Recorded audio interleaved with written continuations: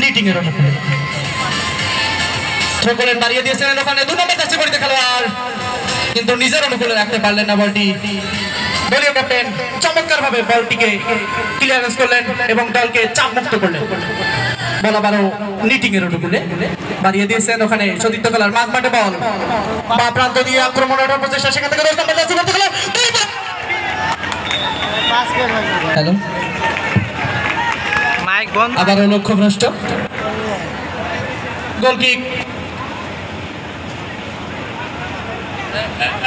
Cutting এর অনুকূলে kick নিলেন, বাড়িয়ে দিয়েছেন ওখানে 11 নম্বর যাচ্ছে পড়তে খেলোয়াড়, দূরপাল্লার কিক।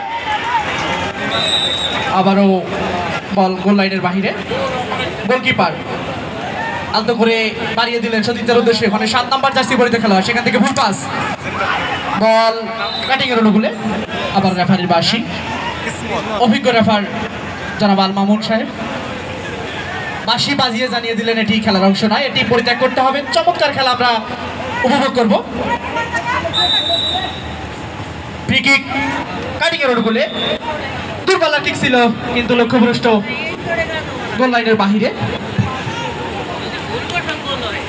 প্রথম ম্যাচের প্রথম ফ্রি কিক, কাজে আসবো আবারও একটু করি। কিটিং এর অনুকূলে, সেখান থেকে বাম প্রান্ত দিয়ে 8 নম্বর, সেখান থেকে আক্রমণের প্রচেষ্টা, দেখা যাক কি হয় শেষ পর্যন্ত।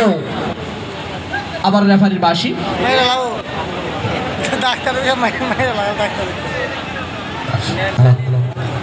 ফ্রি কিকের সিদ্ধান্ত দিয়েছেন রেফার। এটা বেসটা বেশি আসছে, এটা থেকে বেসটা কম। এরকম জায়গা থেকে ফ্রি কিক মানে বিপদ, দেখা যাক কি হয়। এই বিপদটিকে কাজে লাগিয়ে কোনো ব্যবধান করতে পারি কিনা। নিটিং কিক নিলেন, চমৎকার দারুণ একটি